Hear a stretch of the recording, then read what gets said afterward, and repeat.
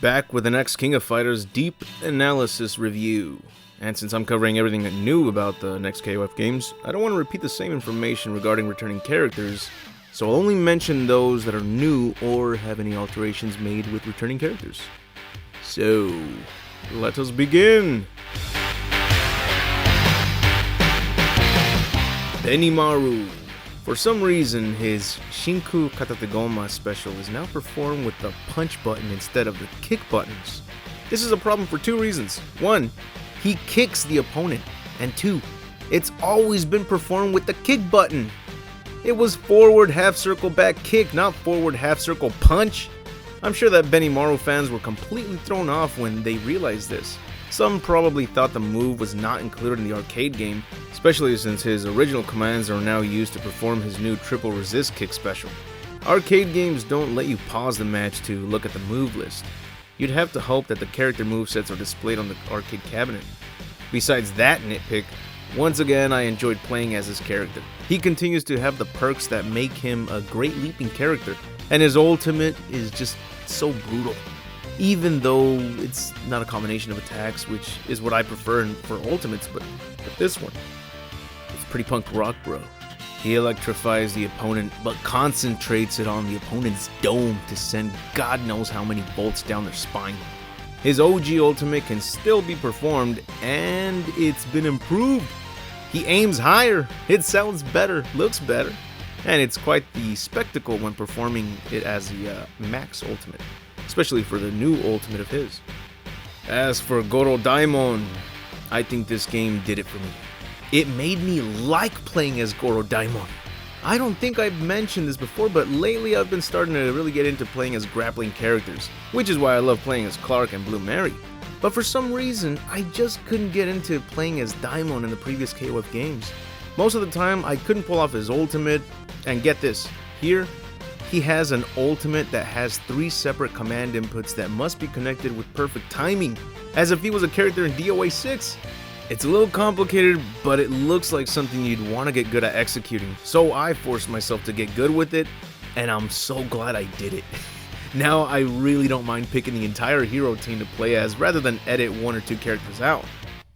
Leona is back, and now she has 2 ultimates. I'm glad to no longer be limited to performing that mid-air ultimate. Her second ultimate is a gripping reflection of Dr. Jiro's fatality on Yamcha. She also has this special where she jumps back, crouches, and throws what appears to be a boomerang towards her opponent. Only thing is, this special is slow as shit, but surprisingly it lands more than half the time against the AI. Chang is still a fun character to play as, but he has been toned down just a little bit. In KOF 96, Chang was like the Shrek of the game. Anyone that stood in his way would easily get tossed around. Now you can even avoid his charging ball attack by being at touching distance. Shingo Yabuki. This makes his first appearance in a KOF game, and he becomes a regular as well, which I personally don't really like. He's just a joke character and a fanboy of Kyo Kusanagi. I've already explained that I think Kyo is overrated as hell, so you can imagine my disappointment when they give us a new character and he happens to worship Kyo and tries fighting exactly like him, but without the flame attacks. Yeah, those flame attacks are the only reason why people enjoy playing as Kyo. Okay, maybe I'm nitpicking over here, maybe that's just my reason to play as Kyo. And you're gonna give us this fanboy that fights just like him but doesn't perform the flame attacks? Get him out of here. I am your #1 fan! Kenso. His AI is OP as fuck in this game. I think the computer became self-aware and turned Kenso into its main, because it really feels like that. The best way to beat him is by being against the wall and poking him to death. Besides that, he's a pretty good character, but I couldn't get really into the Psycho Soldier team this time. Athena's still a badass character, but that's all I want to add for Kenso. It's mainly information regarding his AI though. Yamazaki. This character was first introduced in Fatal Fury 3 Road to the Final Victory as a sub-boss. Yamazaki's specials are a little backwards, which is what made it a bit difficult to get used to playing as him. I mean, why is it that I have to press quarter circle back high punch to perform a towel whip that aims low? And it's the same problem with wanting to towel whip upwards as well. He doesn't secretly carry a towel, I just call it a towel whip because that's what it looks like he's doing. but apparently it's just his elongated arms. That explains why he keeps his hand in his pocket, right? He doesn't want people to know that he's got one arm shorter than the other. Billy! Oh boy, Billy is back, and he hasn't changed, which is a good thing. That way anyone that played as him in KOF 95 won't have to adjust to new movesets, but instead just learn an additional ultimate move. You know what I don't get though? How come Billy never teamed up with Choi and Chang? I always expected this to happen, not just because they each use a weapon to fight, but because of their personalities. You'd assume they'd easily get along and team up. Yeah, aside from that, Billy's still a kick-ass character to play as, and I also kind of recommend using him against the final boss. Blue Mary, finally my favorite character from the Fatal Fury series, has joined the tournament series. Blue Mary is like Clark, she's a hell of a grappler with quick mobility. She has a short reach, but I think her specials make up for it. She was also created as like a reference to Android 18, so that's a big plus right there.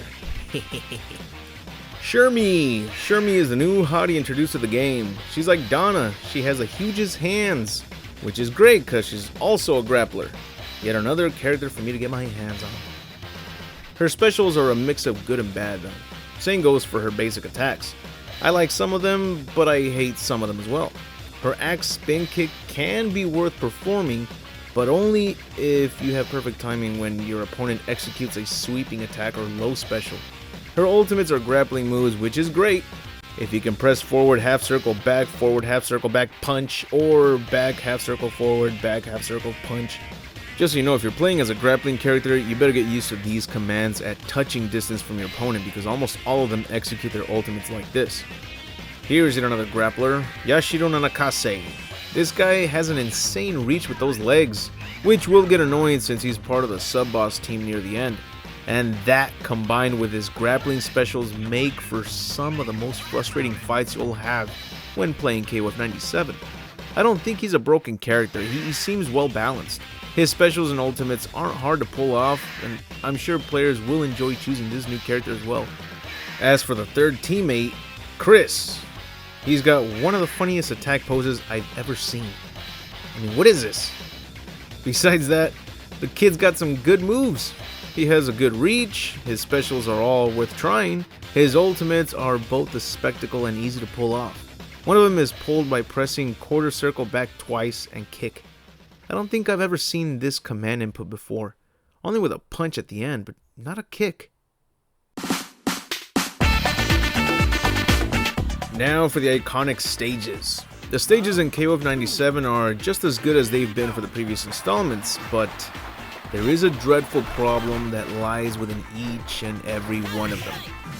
They do not include their own background music, unless you want to count crowds cheering in the back or atmospheric sounds depending on the environment.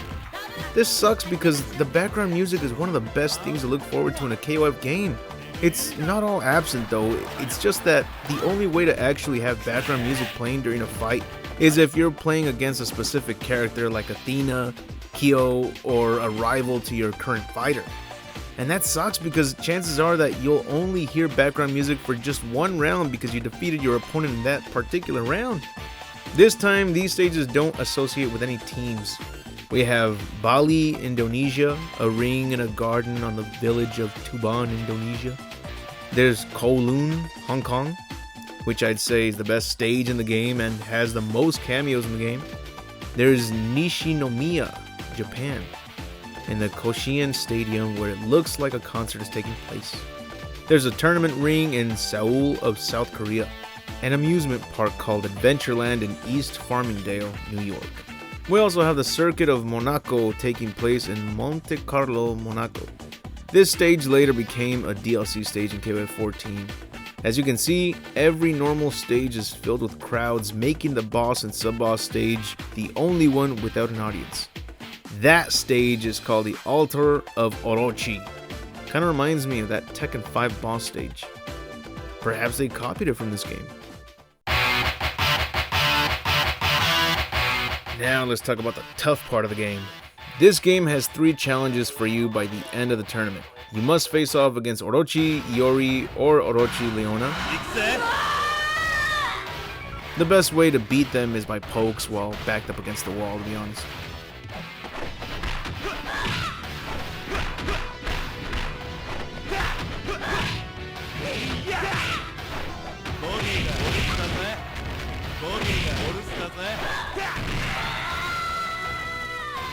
It's the best strategy to go with when your opponent deals more damage and takes less frames to attack, so choose your best poker and go nuts.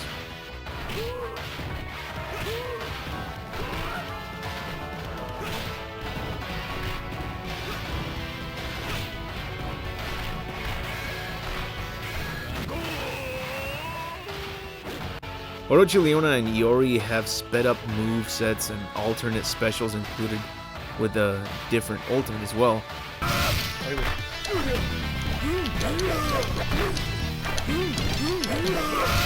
Oh, fucking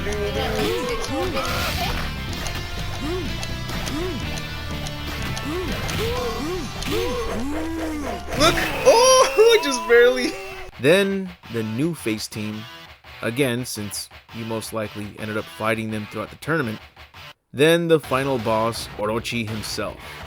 The new face team is a challenge. They don't have sped up movesets, luckily, but they can pull off a new ultimate like with Shermie, and if you play as her, her two ultimate specials are grappling specials, but during this fight, she can perform a close range projectile ultimate.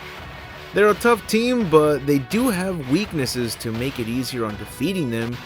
Chris leaves himself open with most of his specials, and when it comes to Shermie, she has the easiest weakness. Every time she creates that delayed orb attack, wait till she creates one at a close range to her. Then wait halfway through the projectile's animation, then quickly jump towards her and strike her with your strong knockdown attack. The best way to get her to perform that special is by attacking from a distance, most preferably with a light attack, to ensure that you can quickly block just in case she performs something else, or that attack happens to reach you. So just keep doing this and you'll either win by a knockout or thanks to the time limit. Yashiro is the tougher character though. They made him the third fighter for a reason. He has a good reach when he's sweeping, which is this breakdance looking move, but the best trick to beat him is with the grappling moves. However, he too can turn the tables since one of his ultimates is a grappling special, so you'll just have to be lucky when it comes to who grabs who first. Another trick is to lower his defense by luring him towards you and try your luck by hitting him first while you're against the wall. This tends to work better than the grappling strategy, so this one's more recommended to try against him. Now we get to the final boss of the game, which surprisingly, it was Chris all along. He was the Orochi that all these tournaments have been building up to. And guess what? I found his weaknesses. He has weaknesses, multiple ones. It's tough, but you could still kick his ass. Here's one small trick that tended to work a lot more than expected. When he floats towards you, execute a heavy attack at a sweeping distance. Also, when he's getting up after knocking him down to the ground, you can pull that off and sometimes it tends to work. Here's a second strategy, poking him while against the wall. It tends to work, but he does have a long reach, so it's sort of a gamble there. Sometimes he'll teleport in front of you and perform his close range ultimate, which automatically works if he's at touching distance. However, you can actually interrupt that move if you strike within the next 2 to 3 frames after he triggered it.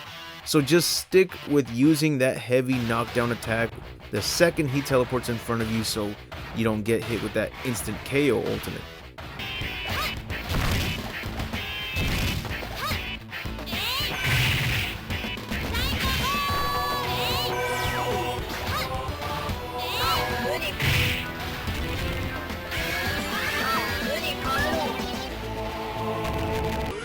What the fuck was that?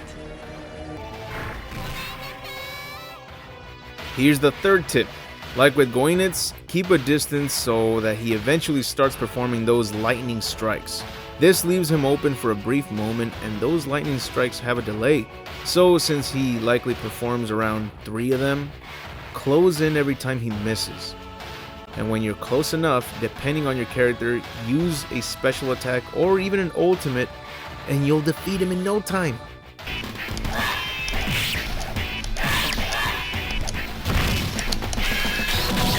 That's what I was trying to do. Look, watch. Sweep the leg. This is a boss fight I always look forward to because unlike the previous KOF boss fights, this one usually ends in a KO, whereas Rugal in the previous ones, I could only beat him with a timeout. Go Units was just too damn easy that it didn't matter if he lost through a KO or a timeout. But here, he's just as OP, but he has about 3 to 4 openings to give you that fighting chance for a satisfying win at the end. For some reason, Kyo has an ultimate move taunt, or in this case, a desperation taunt. But this doesn't mean that he wastes a power bar. You can also play as Kyo in the 1994 version by selecting him with the start button, but I much prefer playing as the KOF 97 version. So for anyone who likes him in the 94 version, this should be a kick-ass secret for you. In the order select screen, if you hold the start button, a little emoji icon appears below your characters, displaying whether your partner will provide you with a backup attack and pass their meter bars onto their partners. There are 3 icons, a happy, neutral, and angry face. It's pretty self-explanatory here. Happy face means you'll get help from your partners, angry face means that they won't help you for shit. Now let's look at the cameos in the stages. The Hong Kong stage will occasionally have certain characters observing from the far left side of the screen. Sometimes you'll see Tung Fu Rui, Jubei Yamada, and Lee. Both Tung Fu and Jubei were seen in one of the stages from KOF 96, so it's like they're eager to be a part of the next tournament. Or they just love spectating. Other cameos in this stage are Aiji Kisaragi, G Mantle, and Sokaku Mochizuki. There's also Bob Wilson, Rhodey Burtz, and Lenny Creston. I liked playing as Lenny Creston in The Art of Fighting 3, so it's a major disappointment to me seeing her in the background. And it would have been great because we do get another character with a whip later on, so they each could have been rivals. Sally and Elizabeth, the waitresses that are friends of the women's team, make a cameo with Rugal's Panther, Rotom. That's a funny name for Panther as well, Rotom. I don't know why they're accompanied with Rugal's Panther though. I don't believe they ever explained this. Maybe in a Chinese manhwa? Here's yet another set of cameo characters in this stage. Heavy D, Duck King, and Ryohaku Toto. This is the second time we see these 3 hanging out. They were previously seen in the bar stage of KOF 95. Even the birdie tagged along with them once again. And in a separate set, Heavy D will be back, only this time he's accompanied by his old USA teammates Brian Badler and Lucky Glauber. And here's a set that you really wouldn't have expected to see. Roddy and Kathy from Top Hunter, including Captain Clapton. But this is actually the second time that Roddy and Kathy cameo in a KOF game, because they were part of the huge crowd in the Art of Fighting stage from the King of Fighters 94. Weird how they never became fighters in any tournament, seeing as they're very interested in them, right? Since there's a sign that says Next Challenger, does that mean that these characters were waiting in line to challenge whoever won that particular fight? That would have been a kick-ass surprise. It's always a set of 3 cameo characters that appear in the background, so it kind of looks like they were setting up for it.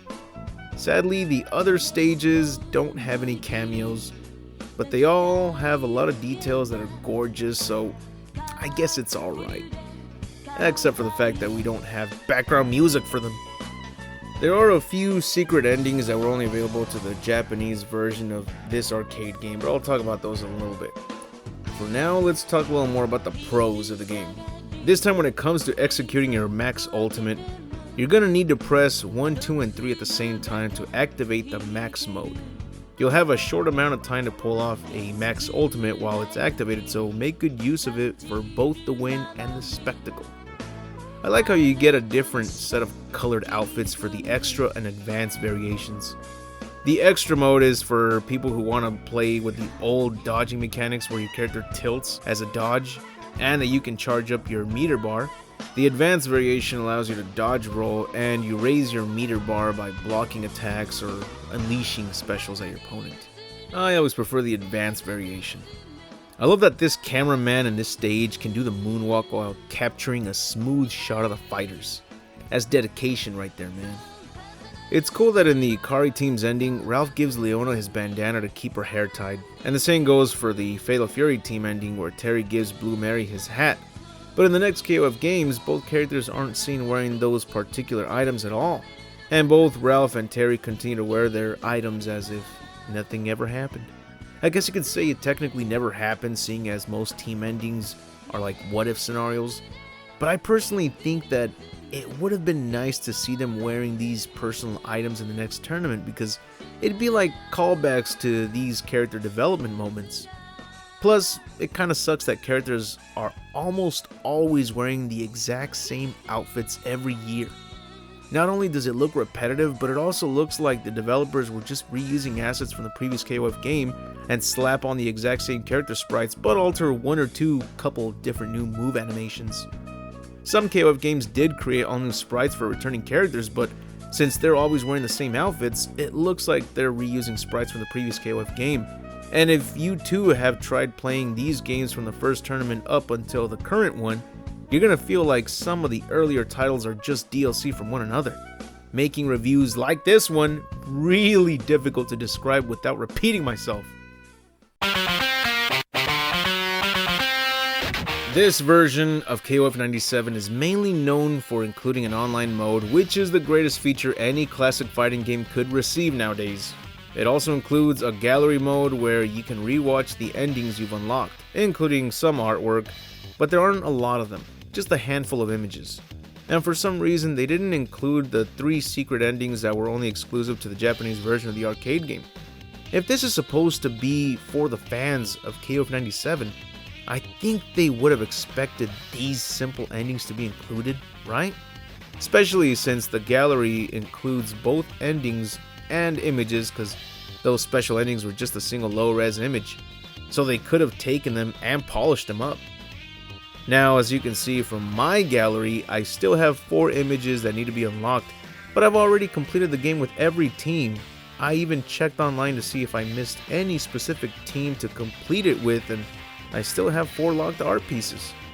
But if sources such as GameFAQs were wrong about which teams would unlock a certain item or a certain art piece, then it's possible that they're unlocked by obtaining the multiplayer trophies, which sucks because nobody is playing this game online. There are 3 multiplayer trophies, and it also mentions that ad hoc multiplayer does not count. Bastards. There's a single mode for those of you who for some reason just want to play as one character for a few rounds against each opponent, but I can't believe they didn't bother to include a practice or training mode. This is essential for a good fighting game to include, because players want to take the time to examine a character's basic attacks, specials, ultimates, and their range. Basically anything specific that requires a lot of trial and error. So if you want to practice playing KOF 97, you're going to have to play the KOF Orochi Saga collection, since they included a practice mode for all 5 games in that collection. It's also the collection I've been using to get the full arcade experience with KOF 94, 5, 6, 7, and 8. So KOF 97 Global Match wasn't much of an upgrade, and the only perk would be that it features an online mode, which again, nobody plays, as we have far better KOF games with an online mode already, so it's very understandable. But I was hoping that this version would include everything that's been featured in every version of KOF 97, right? I was really looking forward to that private mode in the PlayStation version, which gave us tons and tons of concept art and gorgeous illustrations, including an extended commercial for the RPG game that was only released in Japan titled The King of Fighters Kyo. Maybe someday after I've reviewed every KOF title, I'm gonna have to do a deep analysis review on that particular game as well. Last thing to talk about would be the endings. What is it with the scrolling speed of the text and cutscenes and endings here? Most of these team endings are basically the same endings that they had in the previous KOF games. Every time I'm looking forward to a new team ending, I end up disappointed because they just repeated the same shit that happened in the previous tournament ending. The Korean team has Choi and Chang talking about doing something bad, and it concludes with Kim telling them it's time to go back for more training. The Art of Fighting team always has Mr. Karate show up and tell them it's time to go back for more training. Sure, they're self-aware, but it doesn't change the fact that they're constantly repeating themselves. This is why I always wanted characters to switch teams throughout the game series, so that we get some unique interactions and some new endings. Plus, I hate that Kim is always teamed up with Chang and Choi because he's a Taekwondo fighter. Why doesn't he have any TKD buddies to create a team with?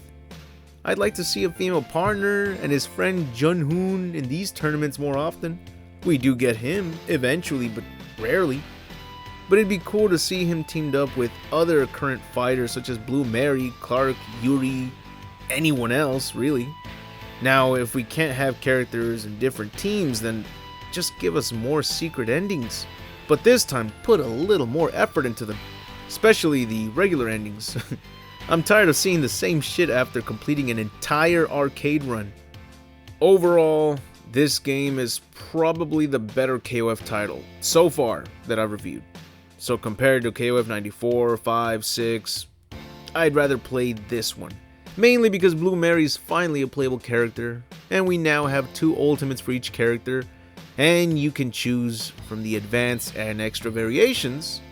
Sucks that you won't be able to hear some awesome background music that previous games were known for, but that just gives me another reason to put on my own music and play the game. So we're finally through playing this game. One can only wonder what lies within the adventures between KOF 98 and its many versions. Assuming there are many versions, but we'll see. That's it for the video. If you enjoyed the video, hit the like button to give this video a chance to grow. I'd like to thank all my Patreon supporters for their impeccable generosity. Your support means a lot to me, and you are part of the reason why I try to make the best content that I can. And if you like this content, check out the rest of my channel. You'll find more entertainment from separate franchises I like to cover, such as Mortal Kombat, Dragon Ball Z, Celebrity Deathmatch, Men in Black, The Mask, Batman comics, The Terminator, TMNT, Dino Crisis, Resident Evil, and more. If you're a Patreon supporter, check out my exclusive videos such as the Gantz content. And if you'd like to show your support, go to my Patreon and support the channel, which is only $1. Sacrifice that McChicken for extra quality content, my friend.